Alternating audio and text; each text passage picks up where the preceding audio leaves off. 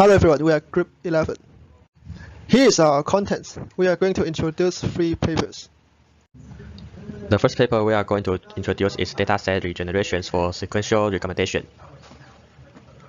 Sequential recommendation aims to predict users' next actions based on past behavior, while prior work emphasized complex models like ARTs and transformers. They often ignore data quality issues. This paper introduced DR4SR, a data-centric paradigm that focuses on improving training data instead of over-optimizing models, resulting in better generalization and performance across architectures. Most SR research improves model capacity using a CNN, RNN, self-attention, or graph models, and leverages contrastive or denoising methods. However, few question data quality. Even dataset distillation focus on size or privacy, not informativeness. This paper highlights a blind spot. Better methods may not help without better data, hence the motivation of DR4SR. Draw user sequence often include noisy or irrelevant actions, like curiosity clicks, which mislead models. DR4SR tackles this by extracting informative transition patterns, subsequences that reflect true user intent.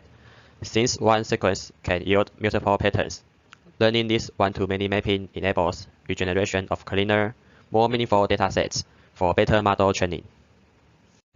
DR4SR has 3 components. First, a pre-training test mines frequent transition patterns via a sliding window.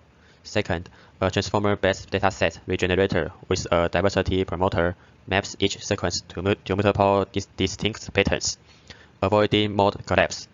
Third, a hybrid inference strategy balances exploiting known data and exploring new patterns, controlled by a pattern parameter, ensuring both robustness and generalization.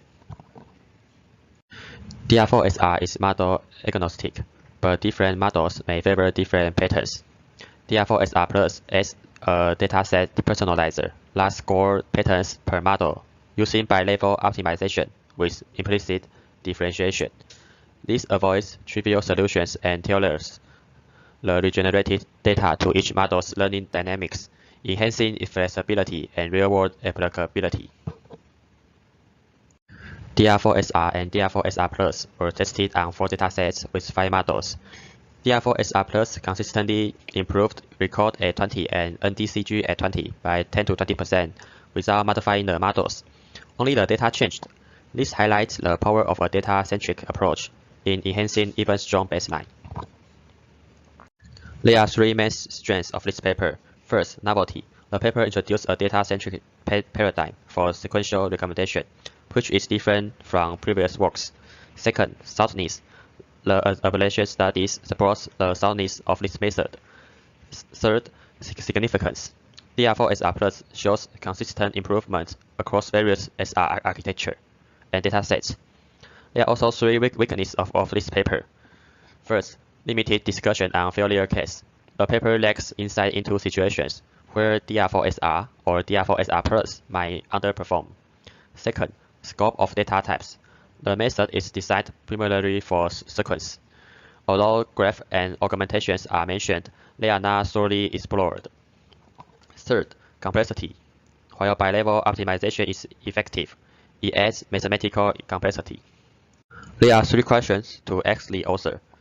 First, how does DR4SR handle extremely short sequence or cold star users where patterns diversity is limited? Second, would replacing the transformer regenerator with a lighter architecture, such as CNN or GRU, still yield competitive results? Third, can DR4SR Plus adapt to evolving models during online training or continual learning setting? This paper similarity using an ensemble of context-sensitive models. Measuring semantic image similarity has been a core challenge in computer vision, especially when the goal is to go beyond low-level pixel matching and capture human-level perception of what similarity really means. Traditionally, this has been treated as a global task. Compare the image embeddings using cosine similarity. However, this method failed to account for contextuality. They claim that the similarity is not absolutely not context dependent. Image A may appear close to image R than image B in one context, but not in another. To explore this paper using triplet-based annotation, where each data point is structured as this, and annotator votes whether A or B is more similar to R. They observe that most existing approach lack mechanism to represent this contextual. To solve this, they propose training context-sensitive models, especially on subset of data with a consistent reference type, and then they combining their prediction using ensemble learning. This framework brings the gap between local specialization and global generation. Traditional image similarity methods are dominated by representation learning, public model like CLIP, Dino, and VIT embedding image into a shared feature space, where similarity is computed by compare the distance. These methods work for global categorization, but often fail in fine-grained or context-sensitive settings. For instance, two images of cities may seem more alike than one of the city and a forest, but depending on the reference, that logic may flip. Moreover, most existing datasets are built with pairwise comparison or class label. They lack triplet-style annotation that allow contextual reasoning. Previous work has rarely explored training multiple local models and combining them contextually. This paper filled this gap by introducing this dataset and the novel ensemble method. They directly model its structure.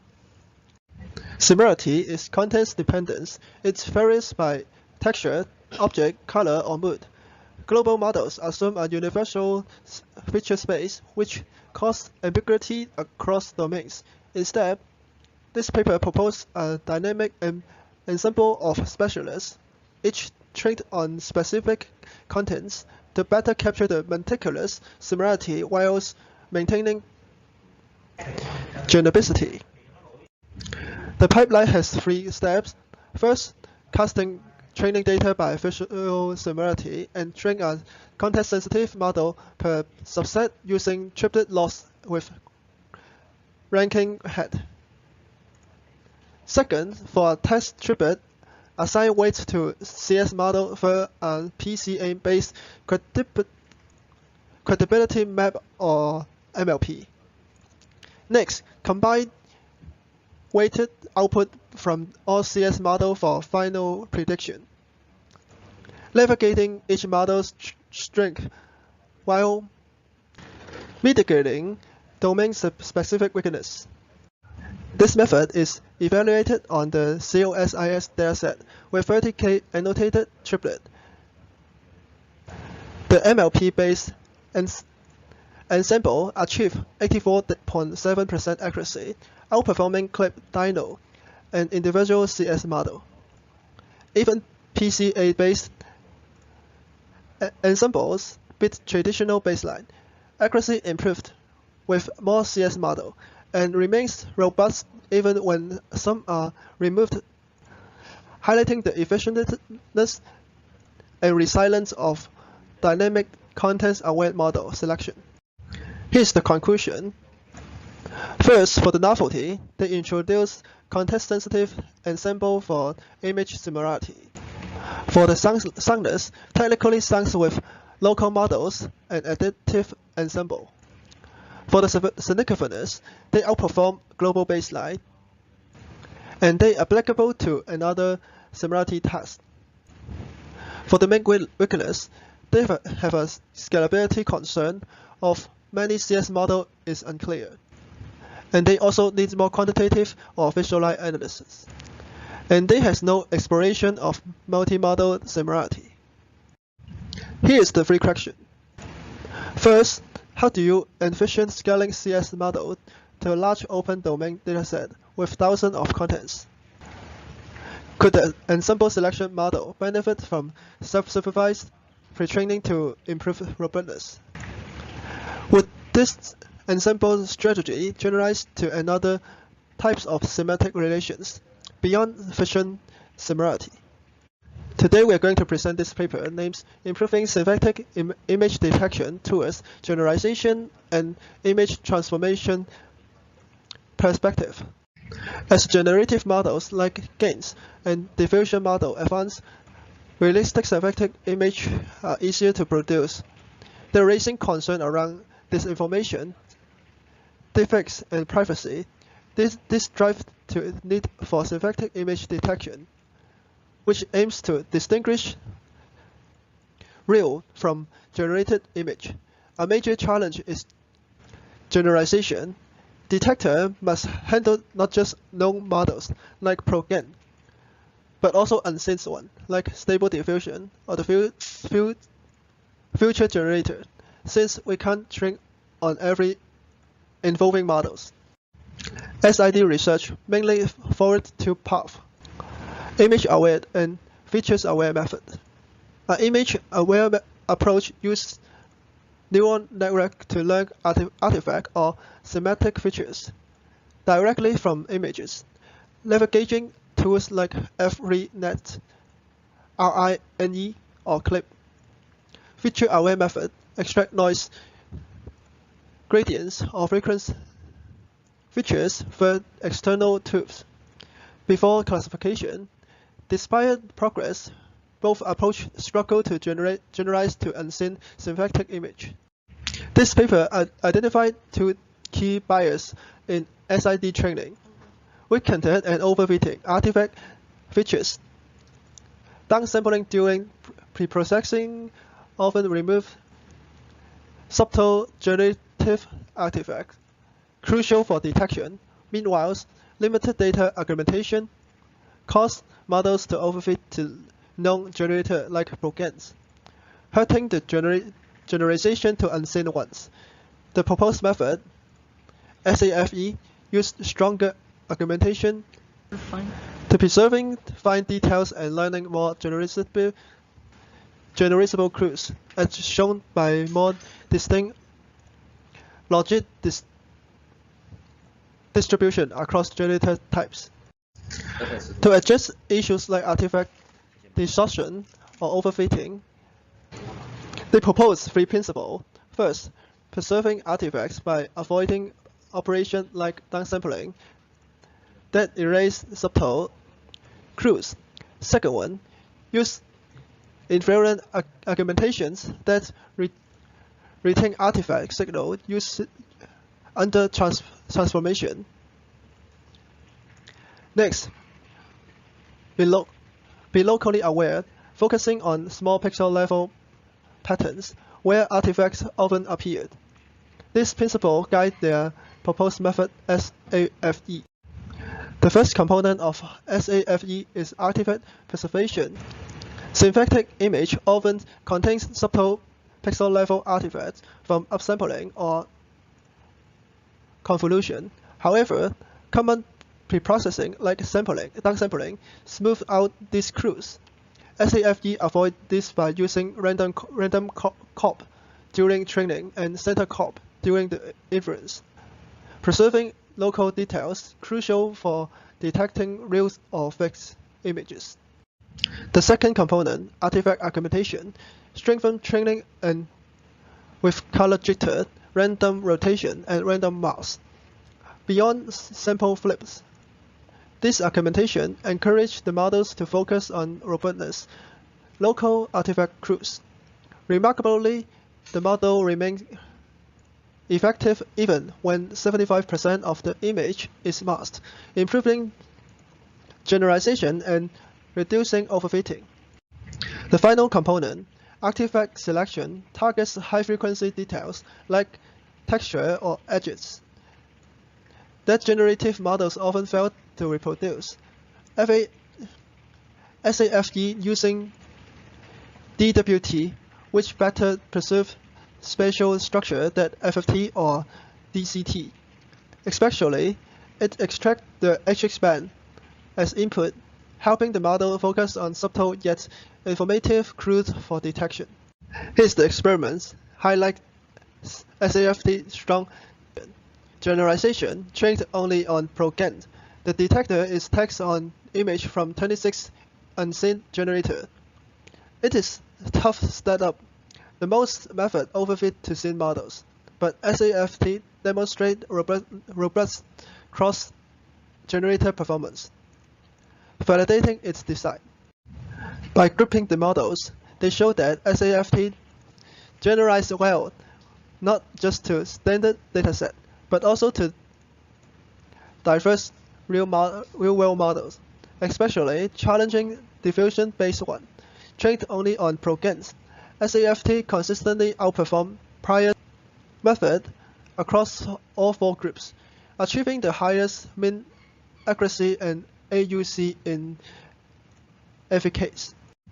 This table shows that our method used only 1.44 million parameter and 2.4 gflops, yet achieved the highest accuracy. It performed much larger models like FastFormer, proving that a lightweight design with better training can be both efficient and effective.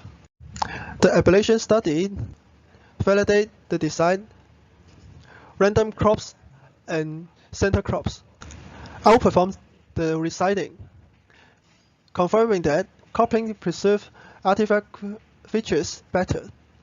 For augmentation, color jitters, random rotation, and random mass, each boosts generalization with a combined 10% accuracy gain across 3 test set.